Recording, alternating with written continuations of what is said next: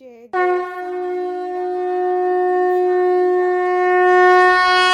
ओम साई राम। श्री साई सच्चरित्र अध्याय 10। सच्चिदानंदन सद्गुरु श्री साईनाथ महाराज। गुरु तो अनेक हैं। कुछ गुरु ऐसे हैं जो द्वार द्वार हाथ में वीणा और करताल लिए अपनी धार्मिकता का प्रदर्शन करते फिरते हैं। वे शिष्यों के कानों में मंत्र फूंकते और उनकी संपत्ति का शोषण करते हैं। वे ईश्वर भक्ति तथा धार्मिकता का केवल ढोंग ही रचते हैं। वे वस्तुतः अपवित्र और अधार्मिक होते हैं। श्री साईं बाबा ने धार्मिक निष्ठा प्रदर्शित करने का विचार भी कभी मन में नहीं किया। दैहिक बुद्धि उन्हें किंचित मात्र भी छू न गई थी, परंतु उनमें भक्तों के लिए असीम प्रेम था। गुरु दो प्रकार के होते हैं, एक नियत और दूसरा अनियत। अनियत गुरु के आदेशों से अपने में उत्तम गुणों का विकास होता तथा चित्त की शुद्धि होकर विवेक की वृद्धि होती है। वे भक्ति पथ पर लगा देते हैं, परंतु नियत गुरु की संगति मात्र से द्वैत बुद्धि का ह्रास शीघ्र हो जाता है।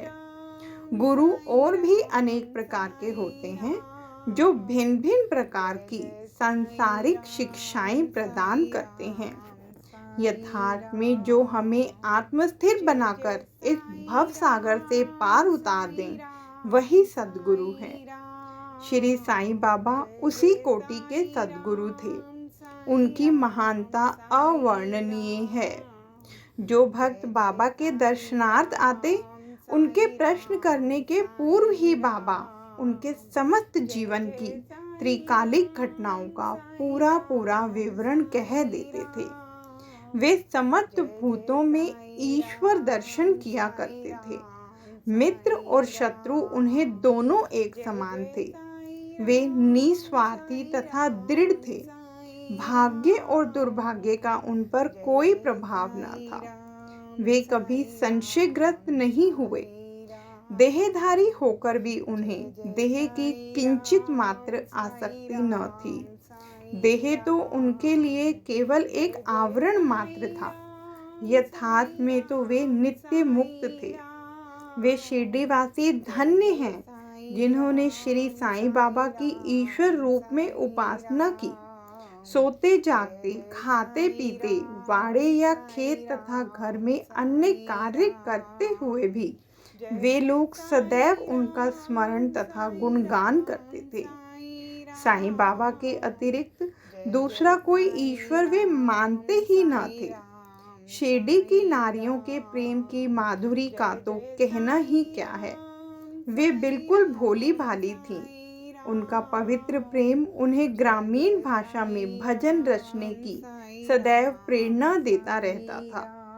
यद्यपि वे शिक्षित न थीं, तो भी उनके सरल भजनों में वास्तविक काव्य की झलक थी। यह कोई विद्वता न थी, वरन उनका सच्चा प्रेम ही इस प्रकार की कविता का प्रेरक था। कविता तो सच्चे प्रेम का प्रकट स्वरूप ही है, जिसमें चतुर श्रोतागण ही यथार्थ दर्शन या रसिकता का अनुभव करते हैं। बाबा की विनयशीलता।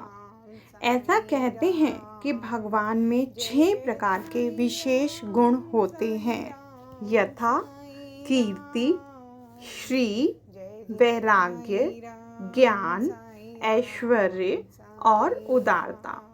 श्री साईं बाबा में भी ये सब गुण विद्यमान थे। उन्होंने भक्तों की इच्छा पूर्ति के निमित्त ही सगुण अवतार धारण किया था। उनकी कृपा बड़ी ही विचित्र थी।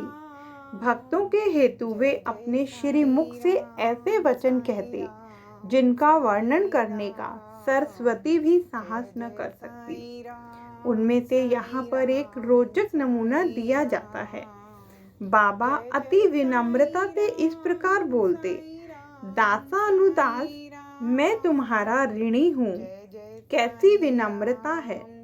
यद्यपि बाह्य दृष्टि से बाबा विषय पदार्थों का उपभोग करते हुए प्रतीत होते थे, परंतु उन्हें किंचित मात्र भी उनकी गंध न थी और न ही उनके उपभोग का ज्ञान था।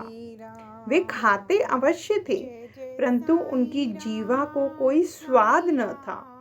वे नेत्रों से देखते थे, परंतु उस दृश्य में उनकी कोई रुचि न थी। काम के संबंध में वे हनुमान सदृश अखंड ब्रह्मचारी थे। उन्हें किसी पदार्थ में आसक्ति न थी। वे शुद्ध चैतन्य स्वरूप थे, जहाँ समस्त इच्छाएं, अहंकार और अन्य चेष्टाएं विश्राम पाती थी। संक्षेप में वे निस्वार्थ, मुक्त और पूर्ण ब्रह्म थे।